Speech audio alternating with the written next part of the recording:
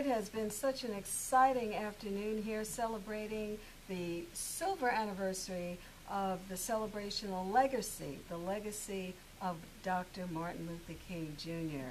My name is Marcia, and I am really happy to have with me at this time one of our speakers in today's program, who is also a teacher and the Vice President of the Portland Association of Teachers, Gwen Sullivan. Welcome, Gwen. Thank you very much. Thanks for having me. Thanks for being here.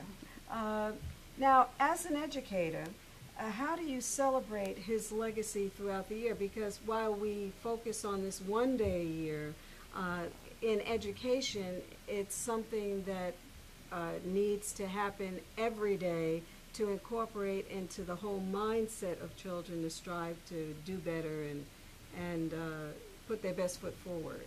Well, one of the things that we do as educators is we don't just start off Martin Luther King celebration in January.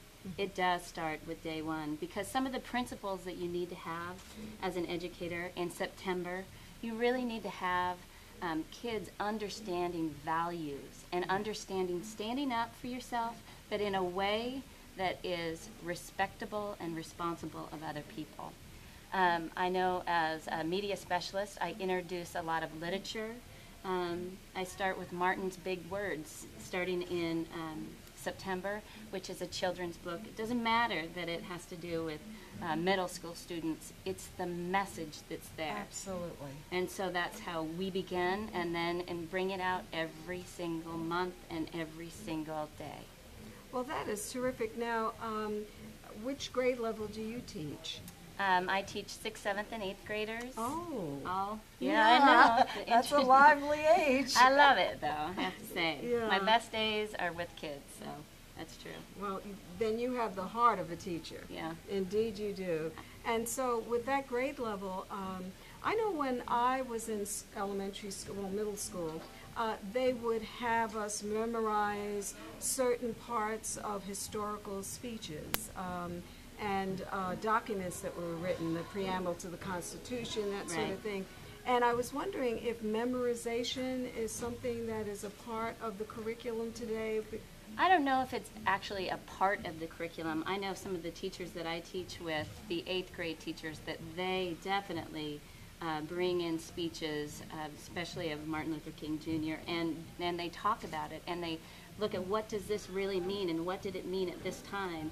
And so they definitely evaluate speeches and remember parts of speeches, pinnacle parts of speeches, sure. Absolutely, the preamble to the Constitution, oh, yeah, that sort of thing. They do. Also, do the students today, are they required or encouraged to get up in front of the class and share their thoughts about certain aspects of their education, whether they've memorized a speech or something of that nature? Yes, they are actually required. It is part of something they need to do, and they go up as part of going on to the next grade. You have to get a certain proficiency in speaking. So yes, they have to prepare a speech, memorize it if they can, and go from there.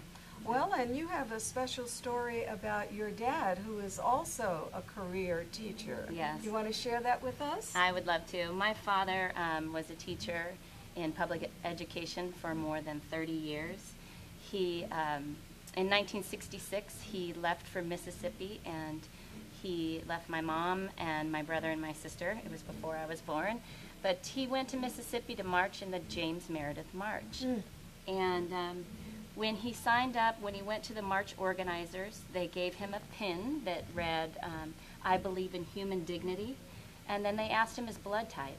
And he said, why do you need to know my blood type? And they said, in case you are shot.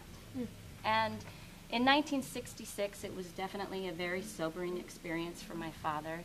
But it was one of the things, one of the moments that came into all of our lives. My family, I feel so fortunate that my dad had this experience, and it carried on through with my mother, my brother. They're all teachers as well, my mother, my brother, my sister, and myself. So we keep, I think, part of Martin's dream alive because of those experiences that my father had. Most assuredly you do. And my hat is off and I salute your dad because that took a tremendous amount of courage. And your dad had the strength of his convictions to step up and do the right thing and make a statement on behalf of what America is supposed to be about, respecting other people and freedom and the whole do unto others as you would have them do unto you. And as a result of his conviction and his strength and his courage, he has sired children who have gone into the profession with dignity and with strength and with a focus that you're going to be the change in the world that you want to see. Absolutely, I absolutely agree. Well, I thank you so much, Gwen Sullivan, for Thank you. coming here and being a part of our celebration. I am honored. Thank you very much. Thank you.